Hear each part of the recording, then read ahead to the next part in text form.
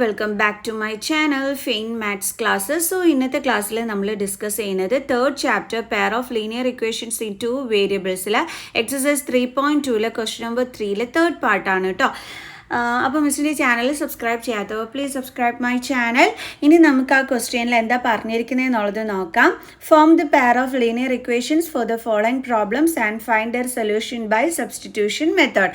അതായത് നമ്മളടുത്ത് പറഞ്ഞിരിക്കുന്ന ഇവിടെ തന്നിരിക്കുന്ന ക്വസ്റ്റ്യൻ ഉണ്ടല്ലോ, അതിന് നമ്മൾ ലീനിയർ ഇക്വേഷൻസ് ക്രിയേറ്റ് ചെയ്യാൻ പറഞ്ഞിട്ടുണ്ട്. അതിനോടൊപ്പം തന്നെ ഇതിൻ്റെ സൊല്യൂഷൻ സബ്സ്റ്റിറ്റ്യൂഷൻ മെത്തേഡ് വഴി കണ്ടുപിടിക്കാനുമാണ് പറഞ്ഞിരിക്കുന്നത്. സോ അപ്പോൾ നമുക്ക് ചെയ്യാം. ഈസിയാണ് കേട്ടോ. അപ്പോൾ ഇതെങ്ങനെയാണ് നമ്മൾ കണ്ടുപിടിക്കേണ്ടതെന്ന് അറിയാവോ? പറഞ്ഞുതരാം. അപ്പോൾ നമുക്ക് ക്വസ്റ്റ്യൻ നോക്കാം. The coach of a cricket team buys 7 bats and 6 balls for ₹3,800. ഒരു ക്രിക്കറ്റ് ടീമിൻ്റെ കോച്ച് 7 ബാറ്റും 6 ബോൾസും 3,800 rupeesന് വാങ്ങിച്ചു. Later she buys 3 bats and 5 balls for ₹1,750. അതിനുശേഷം വീണ്ടും എന്ത് ചെയ്തു? 3 ബാറ്റും 5 ബോളും 1,750 രൂപയ്ക്ക് വാങ്ങി. Find the cost of each bat and each ball. അപ്പോൾ നമ്മളെടുത്ത് കണ്ടുപിടിക്കാൻ പറഞ്ഞിരിക്കുന്ന ഓരോ ബാറ്റിൻ്റെയും ഓരോ ബോളിൻ്റെയും റേറ്റ് ആണ് നമ്മളെടുത്ത് കണ്ടുപിടിക്കാൻ പറഞ്ഞിരിക്കുന്നത്. സോ അപ്പോൾ നമുക്ക് കണ്ടുപിടിക്കാം. നമുക്ക് എന്തായാലും ബാറ്റിൻ്റെയും ബോളിൻ്റെയും ഓരോന്നിൻ്റെയും റേറ്റ് നമുക്ക് അറിയത്തില്ല. അപ്പോൾ അതിനെ നമുക്ക് എന്തായിട്ട് എടുക്കാം? എക്സും വൈയും ആയിട്ട് നമുക്ക് എടുക്കാം. Okay. Of 1 bat B X, അതേപോലെ cost of 1 ball B y. Okay. അപ്പോൾ നമുക്ക് അറിഞ്ഞൂടാത്ത 1 ബാറ്റിൻ്റെ കോസ്റ്റിനെ നമ്മൾ എക്സ് ആയിട്ട് എടുത്തു, ഒരു ബോളിൻ്റെ കോസ്റ്റിനെ നമുക്ക് വൈ ആയിട്ടും എടുത്തു. ഇനി എന്താ പറഞ്ഞിരിക്കുന്നത്? ആ ക്രിക്കറ്റ് ടീമിൻ്റെ കോച്ച് എങ്ങനെ മേടിച്ചത്? 7 ബാറ്റും 6 ബോളും 3,800 rupeesനാണ് വാങ്ങിച്ചത്.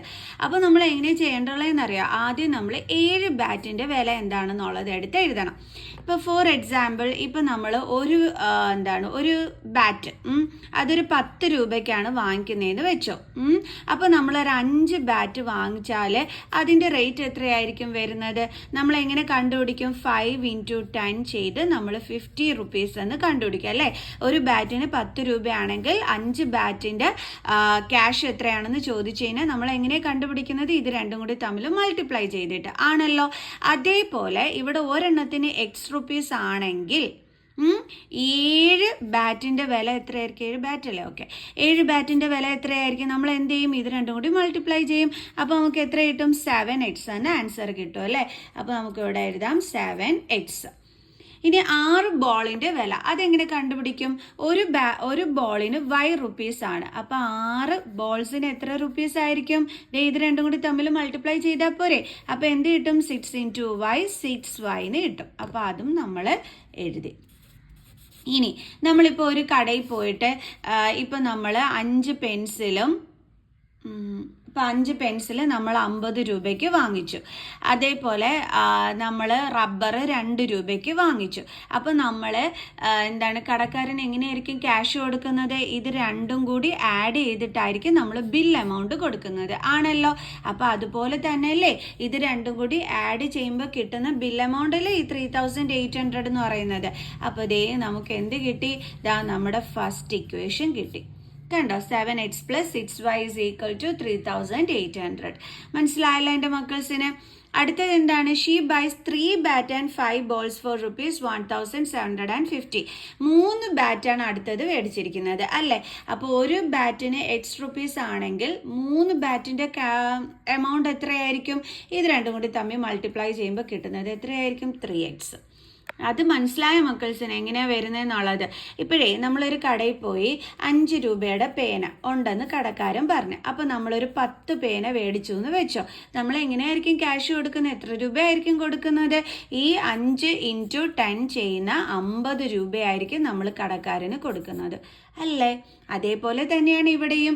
ഒരെണ്ണത്തിന് ₹X ആണെങ്കിൽ 3 എണ്ണത്തിൻ്റെ വില എത്രയായിരിക്കും? 3x അല്ലേ. ഇവിടെ നോക്കി ഒരെണ്ണത്തിന് 5 രൂപയായിരുന്നപ്പോൾ നമ്മൾ 10 പേന മേടിച്ചപ്പോൾ എത്ര രൂപ കൊടുത്ത്? 50 രൂപ. 5 × 10 ചെയ്തു. ഇവിടെ എന്ത് ചെയ്തു? 3 × x ചെയ്തു. അത്രേ ഉള്ളൂ കേട്ടോ. അപ്പോൾ നമ്മളിവിടെ 3x. ഇനി ഒരു ബോളിന് ₹Y ആണ്. അപ്പോൾ 5 ബോളിൻ്റെ വില എത്രയായിരിക്കും? 5y.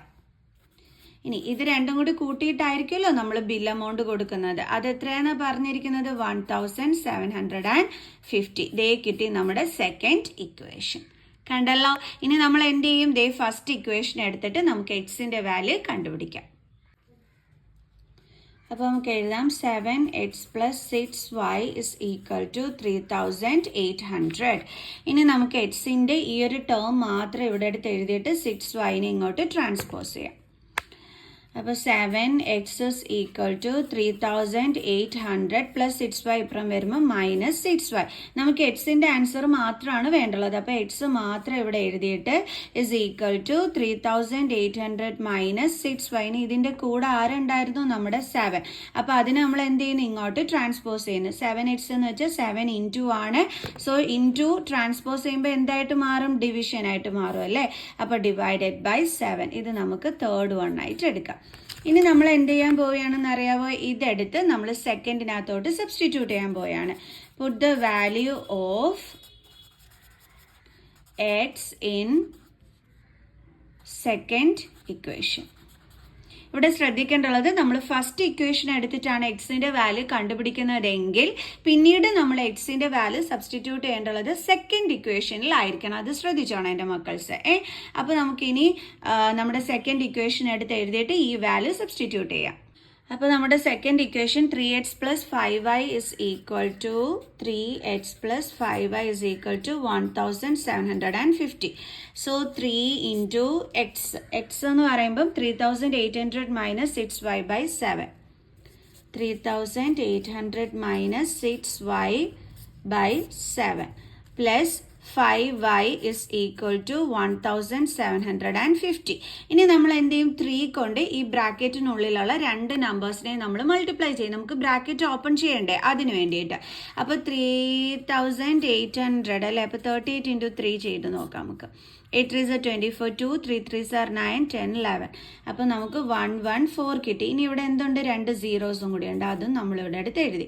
Then minus. ഇനി ഈ 3 കൊണ്ട് നമ്മൾ എന്ത് ചെയ്യും? 6നെ ഇൻറ്റു ചെയ്യും. 3 × 6 എത്രയാണ്? 18y. Then /7 plus 5y = 1750. ഇനി നമ്മൾ എങ്ങനെയാണ് ചെയ്യുന്നതെന്ന് ചോദിച്ചു കഴിഞ്ഞാൽ ഇവിടെ നമുക്ക് ഡിനോമിനേറ്ററിൽ ഒന്നുമില്ലെങ്കിൽ എന്തുണ്ട്? 1 ഉണ്ട്. സോ ഡിഫറെൻറ്റ് ഡിനോമിനേറ്റേഴ്സ് ആണല്ലേ വന്നിരിക്കുന്നത്. സോ നമ്മൾ എന്ത് കാണണം? LCM. LCM എന്താണ് വരുന്നത്? 7.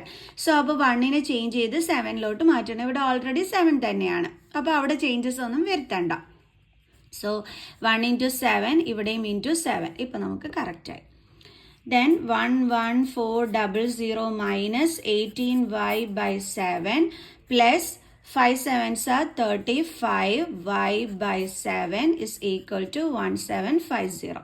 ഇപ്പോൾ രണ്ടിടത്തും സെയിം ഡിനോമിനേറ്റർ ആണ്. ഇനി നമുക്കത് ഒരുമിച്ച് എടുത്ത് എഴുതാൻ പറ്റുമല്ലേ? ന്യൂമറേറ്ററിന് 11400 minus 18y plus 35y = 1750. Okay. ഇതിപ്പോൾ നോക്കിക്കേ, ഇവിടെ രണ്ടിടത്തും വൈയുടെ ടേംസ് ആണ് വന്നിരിക്കുന്നത്. അപ്പോൾ നമുക്ക് സൈൻ നോക്കിയിട്ട് അഡിഷനോ സബ്ട്രാക്ഷനോ എന്താണെന്ന് വെച്ച് ചെയ്യാൻ പറ്റുമല്ലേ? ഓക്കെ. അപ്പോൾ ആദ്യമേ നമുക്ക് 11400 എടുത്ത് എഴുതാം. ഇവിടെ ഇനി നോക്കിക്കഴിഞ്ഞാൽ ഡിഫറെൻറ്റ് സൈൻസ് ആണ്. അപ്പോൾ നമ്മൾ പഠിച്ചിട്ടുള്ളത് നമ്പേഴ്സ് തമ്മിൽ സബ്ട്രാക്ട് ചെയ്യണം.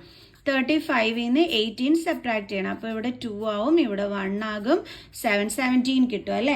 17y. ഇനി ആരുടെ സൈനാണ് കൊടുക്കേണ്ടത്? ഗ്രേറ്റർ നമ്പറിൻ്റെ. ഇവിടെ ഗ്രേറ്റർ നമ്പർ 35 ആണ്. അതിൻ്റെ സൈൻ പോസിറ്റീവ് ആണ്. /7 = 1750. ഇനി ഇതും കൂടി ക്രോസ് മൾട്ടിപ്ലൈ ചെയ്യാൻ പറ്റും. അപ്പോൾ 11400 plus 17y = 1750 × 7. So 11400 plus 17y = ഇത് രണ്ടും കൂടി ഇൻറ്റു ചെയ്യണം. 175 × 7. 7 5s are 35, 3 7 7s are 49, 50, 51, 52. 5 49 50 51 52. Okay. 7 1s are 7 plus 5 12. അപ്പോൾ എത്രയാണ് കിട്ടിയത്? 1 2 2 5. ഇനി ഇതേ ഇവിടെ ഒരു 0 ഉണ്ട്, അതെടുത്ത് ഇട്ട് കൊടുക്കാൻ മറന്നു പോകരുത്. കാരണം മിസ് 175 × 7 ആണ് ചെയ്തിരിക്കുന്നത്. അപ്പോൾ ലാസ്റ്റ് 0 എടുത്ത് ഇട്ട് കൊടുക്കണം, വിട്ടുപോകരുതേ. ഓക്കെ. ദെൻ 17y, അതായത് നമുക്ക് വൈയുടെ ടേം ആണ് വേണ്ടുള്ളത് അല്ലേ, വൈയുടെ വാല്യൂ ആണ് കണ്ടുപിടിക്കേണ്ടുള്ളത്. അപ്പോൾ ആ ടേം മാത്രം ഇവിടെ അടുത്ത് എഴുതിയിട്ട് അതിൻ്റെ കൂടെയുള്ള ഇതിനെ ഇങ്ങോട്ട് ട്രാൻസ്പോസ് ചെയ്യുന്നു. അപ്പോൾ ഈസ് ഈക്വൽ ടു 12250, ഇവിടെ പ്ലസ് സൈൻ ആണ്, സോ ഇങ്ങോട്ട് ട്രാൻസ്പോസ് ചെയ്യുമ്പോൾ -11400. ഇനി ഇത് രണ്ടും കൂടി നമുക്ക് മൈനസ് ചെയ്ത് നോക്കാം. 12250 11400. അപ്പോൾ ഇവിടെ 0 5, ദെൻ ഇവിടെ നിന്ന് കട്ട് ചെയ്തു കൊടുത്തു 800. അപ്പോൾ എത്ര കിട്ടിയത്? 850.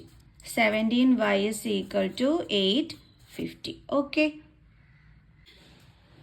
അപ്പോൾ നമുക്ക് കിട്ടിയത് 17y is equal to 850 അല്ലേ. നമുക്കിനി വൈയുടെ വാല്യൂ കണ്ടുപിടിക്കാം. y is equal to 850. ഇവിടെ 17 into y ആണ്, ട്രാൻസ്പോസ് ചെയ്യുമ്പോൾ ഡിവൈഡഡ് ബൈ 17. ഇനി 17ൻ്റെ ടേബിൾസിൽ 850 ഉണ്ടോ എന്ന് നമുക്ക് നോക്കാം. 17 into 5, 7 5s are 35, 3 5 1s are 5, 6 7 8 85 80. അപ്പോൾ 17 into 50 ചെയ്താൽ നമുക്ക് എന്ത് കിട്ടിക്കോളും? 850 കിട്ടിക്കോളും അല്ലേ. 85 അല്ലേ, അപ്പോൾ 5ൻ്റെ കൂടെ ഒരു 0 കൂടെ ഇട്ട് കൊടുത്താൽ പോരെ, പ്രശ്നം പരിഹരിച്ചില്ലേ. അപ്പോൾ നമുക്ക് എത്രയാണ് കിട്ടിയത്? 50. അപ്പോൾ വൈയുടെ വാല്യൂ കിട്ടി. ഇനി ഇത് കൊണ്ടുവന്ന് നമുക്ക് ഈ തേർഡ് ഇക്വേഷനകത്ത് സബ്സ്റ്റിറ്റ്യൂട്ട് ചെയ്ത് കൊടുക്കാം. അപ്പോൾ put the value of y in equation 3. അതെന്തായിരുന്നു? x is equal to 3800 minus 6y by 7. x is equal to 3800 minus 6y by 7 is equal to 3800 minus 6 into yയുടെ value എത്രയാണ്? 50 by 7 is equal to 3800 minus 6 5s are എത്രയാണ്? 30. പിന്നെ എന്തുണ്ട്? ഈ ഒരു 0 അതും നമ്മൾ ഇട്ട് കൊടുത്തു by 7. ഇനി എന്ത് ചെയ്യും? നമ്മൾ 3800 നിന്ന് 300 കുറയ്ക്കും. അപ്പോൾ എത്ര കിട്ടും നമുക്ക്? 3500 by 7. ഓക്കെ, 7ൽ 3500 ഡിവിസിബിൾ അല്ലേ. 7 5s are 35, പിന്നെ 2 zeros. അപ്പോൾ എത്രയാണ് കിട്ടിയത്? 500. എക്സിൻ്റെ വാല്യൂ നമുക്കിപ്പോൾ 500 എന്ന് കിട്ടി. അപ്പോൾ എക്സും കിട്ടി, നമുക്ക് വൈയുടെ വാല്യൂവും കിട്ടി. എക്സ് എന്ന് പറയുന്നത് എന്തായിരുന്നു? ബാറ്റിൻ്റെ റേറ്റ് ആയിരുന്നു. അപ്പോൾ cost of a bat is equal to എത്രയാണ് കിട്ടിയത്? 500 rupees. അടുത്തത് cost of a ball is equal to, അതെത്രയാണ്? നമ്മൾ വൈ ആയിട്ടായിരുന്നു എടുത്തിരുന്നത്, അതെത്രയാണ് നമുക്ക് കിട്ടിയത്? 50 rupees. ദേ നമ്മൾ കണ്ടുപിടിച്ചു. ഇത്രയേ ഉള്ളൂ. സോ നെക്സ്റ്റ് വീഡിയോ ആയിട്ട് കാണുന്നത് വരെ ബൈ ബൈ.